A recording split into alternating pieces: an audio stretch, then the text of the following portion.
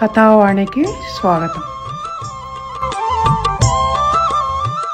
కథావాణి శ్రోతలందరికీ చెప్పాలని ఉందికి స్వాగతం.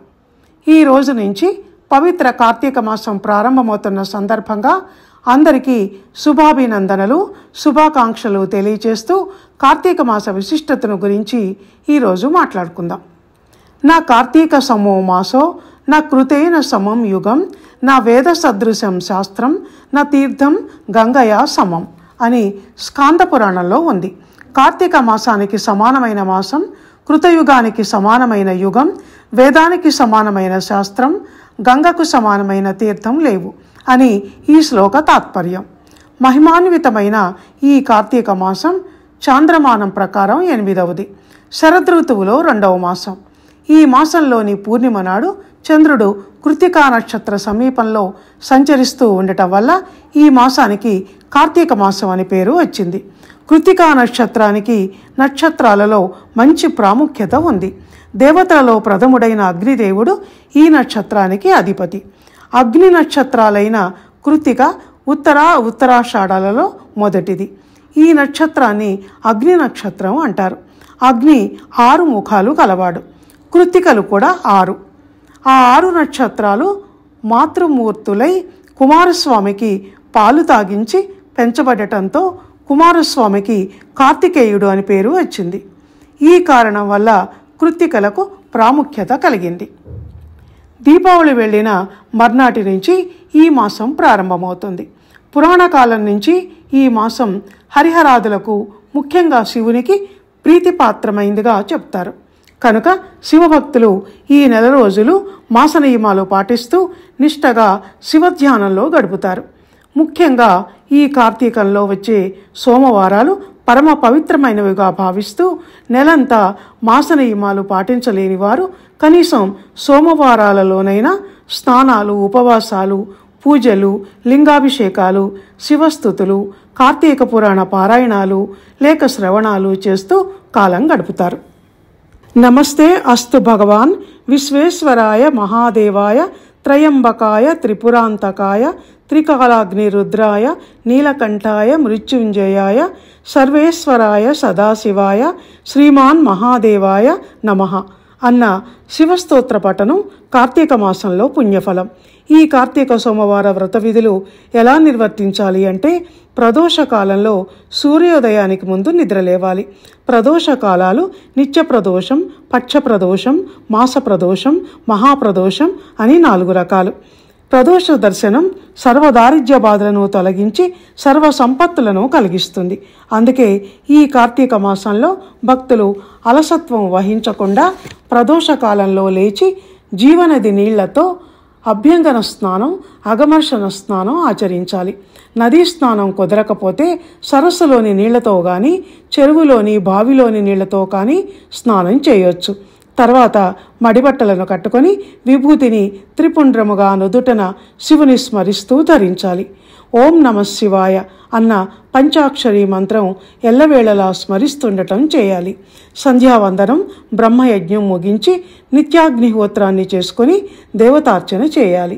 అభిషేక ప్రియ శివ కనుక శివాభిషేకాలు చేయాలి. కార్తీక మాస సోమవారాల్లో చేసే ఉపవాసానికి చాలా విశిష్టత ఉంది. ఇది పుణ్యప్రదం. అయితే ఇవి ఉపవాసము, ఏకభక్తము, నక్తము, అయాచితము అని 4 రకాలు. పూర్తిగా కఠిన ఉపవాసం ఉండటం ఒకటైతే, అలా చేయలేని వారు మధ్యాహ్నం భోజనం చేయటాన్ని, రాత్రి భోజనానికి బదులు తులసి తీర్థాన్ని తీసుకోవటాన్ని ఏకభక్తము అంటారు. నక్తము అంటే పగలంతా ఉపవాసం ఉండి రాత్రి నక్షత్ర దర్శనం తర్వాత భోజనం కానీ ఉపాహారం కానీ తీసుకోవటం. అయాచితము అంటే పగలంతా ఉపవాసం ఉండి ఎవరైనా పిలిచి పెడితే మాత్రమే రాత్రి భోజనం చేయటం. ఉపవాసం అంటే అసలు అర్థం స్వామి చింతలో, స్వామి చెంతనే ఉండటం కనుక శివస్మరణలో రోజంతా గడపాలి.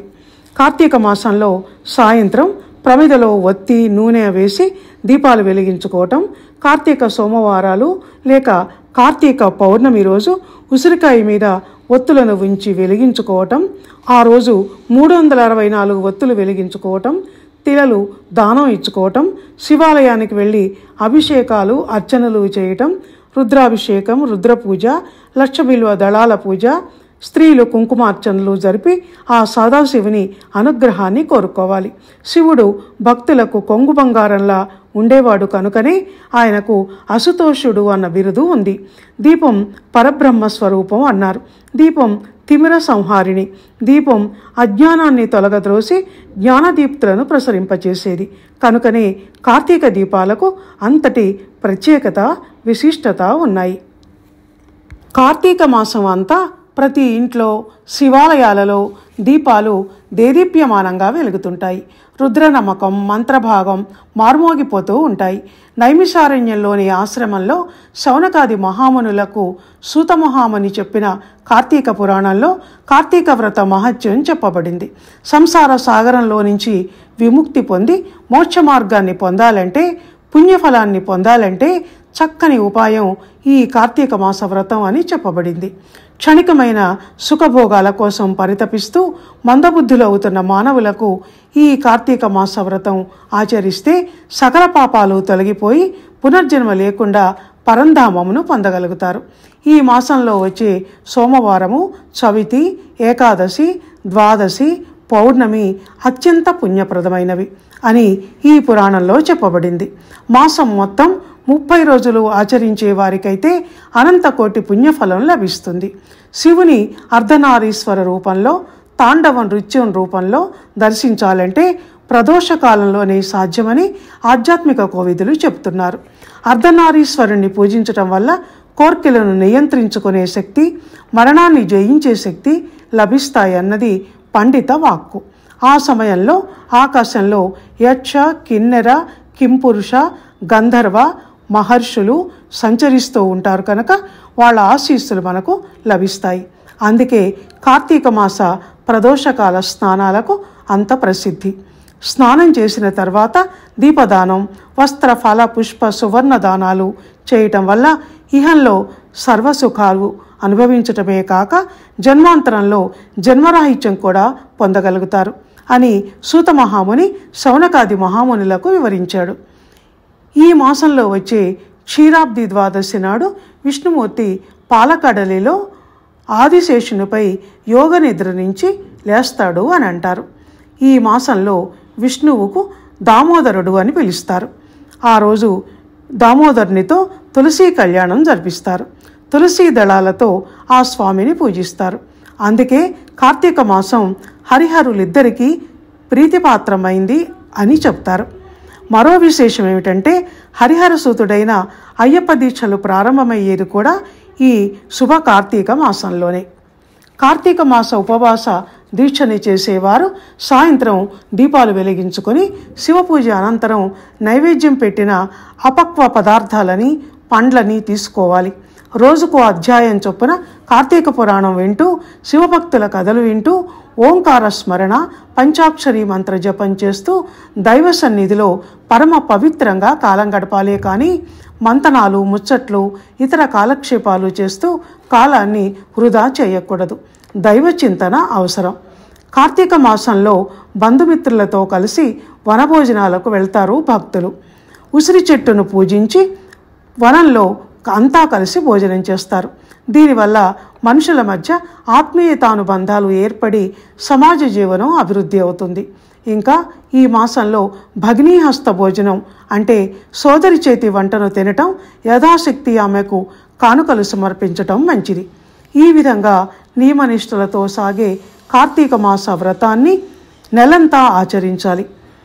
ఈ వ్రతాన్ని ఆచరించటం వల్ల జీవరాశులే కాక రాళ్ళు, రప్పలు, వృక్షాలు వంటివి కూడా ముక్తి పొందుతాయని కార్తీక పురాణంలో చెప్పబడింది అని చెప్తూ ఇంతటితో ఈ వ్యాసాన్ని ముగిస్తున్నాను.